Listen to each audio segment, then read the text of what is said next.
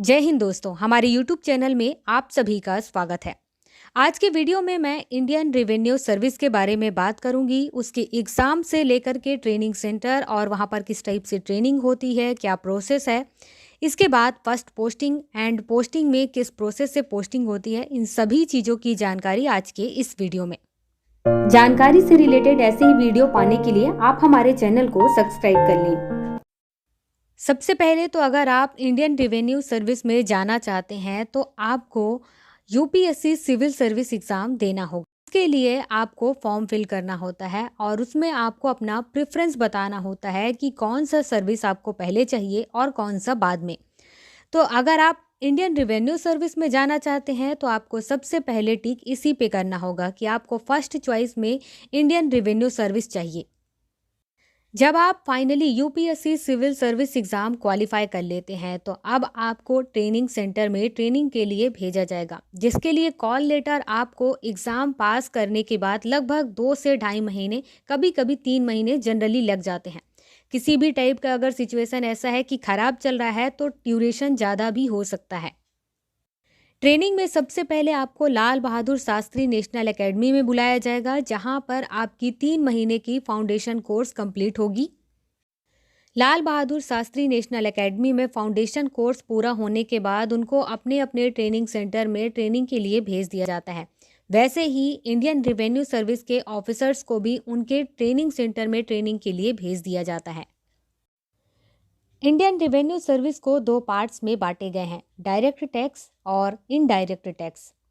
Direct tax में income tax related सारी चीज़ें होती हैं, ट्रेनिंग होती है और उसी से रिलेटेड सारे काम दिए जाते हैं। इनडायरेक्ट टैक्स में सीसीई सेंट्रल कस्टमाइज एक्सरसाइज के बारे में ट्रेनिंग दी जाती है और उसी से रिलेटेड काम भी दिया जाता है। आज के इस वीडियो में हम आईआरएस इनकम टैक्स या आईआरएस आईटी के बारे में हम बात करेंगे। इसकी ट्रेनिंग नागपुर में होती है। नागपुर में ट्रेनिंग सेंटर का नाम है राष्ट्रीय प्रत्यक्ष कर अकादमी, national academy of direct tax. IRS की जो ट्रेनिंग ड्यूरेशन है वो 16th मंथ की होती है और उसके साथ ही ये दिसंबर में इसकी ट्रेनिंग स्टार्ट होती है। ट्रेनिंग सेंटर में सभी आईआरएस ऑफिसर्स को अलग अलग सब्जेक्ट्स रिलेटेड और एक्ट रिलेटेड चीज़ें पढ़ाई जाती हैं। ये 2 मॉड्यूल में बटे होते हैं। पहले मॉड्यूल का जो टाइम होता है वो दिसंबर से अगस्त होता है और दूसरे मॉड्यूल का टाइम होता है सितंबर से अप्रैल। जब फर्स्ट मॉड्यूल का ड्यूरेशन चल रहा होता है तो इसको 3 पार्ट्स में डिवाइड किए गए हैं। पहले पार्ट को अकाउंटेंसी में, दूसरे पार्ट्स को अंडरस्टैंडिंग आईटी एक्ट के बारे में और तीसरे पार्ट को बिजनेस लॉ। तो जाकर के जो मॉड्यूल है वो पूरा होता है और एक मॉड्यूल में आप इतनी सारी चीज़ें सीख जाते हैं। इसी टाइप से सेम दूसरे मॉड्यूल में होता है और उसे भी 3 पार्ट्स में डिवाइड किए जाते हैं। जब आप दोनों मॉड्यूल को पूरा कर लेते हैं तो इसके बाद आपको एक डिग्री डिप्लोमा मिलती है, जो कि state form national law university से मिलता है। ट्रेनिंग सेंटर में जब आपका मॉड्यूल सेशन चल रहा होता है तो उसी टाइम कुछ खास चीज़ें भी हो रही होती हैं, जैसे कि स्पोर्ट इंफ्रास्ट्रक्चर किस टाइप से होता है, वहाँ पर क्या क्या चीज़ें आपको सिखाई जाएंगी, कैसे होती है, सारी चीज़ें आपको पता चलेंगी। आपको कई सारे अलग अलग स्पोर्ट्स भी सिखाए जाते हैं, उसके लिए अलग अलग फंक्शन होते हैं जिसमें कई सारे ट्रेनिंग ऑफिसर्स उसमें भाग लेते हैं। इसके साथ ही हॉबीज़ क्लब होता है, जिसमें आपको अलग अलग हॉबीज़ अपने आप में डेवलप करना होता है और उससे रिलेटेड आप काम करते हैं। उसके भी अलग अलग फंक्शंस होते हैं। ट्रेनिंग सेंटर में कई अलग अलग फंक्शंस भी होते हैं, जिससे जितने भी ऑफिसर्स हैं वो मन लगा करके पढ़ाई भी करते हैं और इंजॉय भी करते हैं। अब हम बात करेंगे आईआरएस में जो आईटी सर्विस के हैं, ये सभी ट्रेनिंग ऑफिसर्स को कौन से अलग अलग अटैचमेंट्स दिए जाते हैं। सबसे पहला अटैचमेंट होता है एनआईए के साथ, जिसमें आपको inquiry related, intelligence related, investigation related सारी चीज़ें सीखने को मिलती हैं। दूसरा अटैचमेंट होता है पार्लियामेंट अटैचमेंट, जिसमें आपको राष्ट्रपति के साथ, उपराष्ट्रपति के साथ, फिर उसके बाद संसद भवन में किस टाइप से बिल पास करते हैं, किस टाइप से बिल बनाया जाता है, ये सभी लोग किस टाइप से सोचते हैं, ये सारी चीज़ें आपको जानने मिलेंगी। तीसरे अटैचमेंट में आपको ट्रैकिंग के लिए भेजा जाएगा। इसका जो ड्यूरेशन होता है वो 7 से 10 दिन होता है और इसमें आपको उत्तराखंड या दार्जिलिंग जैसे जगहों पर भेजा जाता है।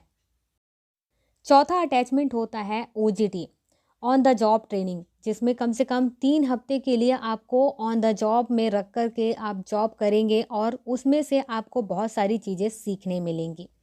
इसके बाद पांचवा होता है इंटरनेशनल अटैचमेंट और छठवा होता है भारत दर्शन, जो कि 15 दिन का होता है। फिर उसके बाद सातवां अटैचमेंट होता है OJT2, मतलब कि on the job training second. ये 5 हफ्ते के लिए होता है।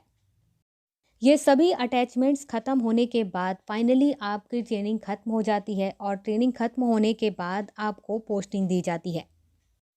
इंडियन रेवेन्यू सर्विस में जो पोस्टिंग होती है वो किस टाइप से होती है, इसके बारे में अब हम बात करते हैं। IT सर्विस में सबसे पहली पोस्टिंग होती है assistant commissioner income tax under training में।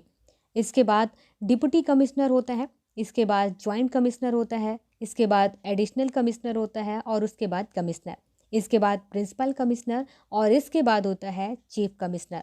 और इस टाइप से इस सर्विस में जो एक क्रम होता है पोस्टिंग के पोस्ट मिलने का, वो यही होता है।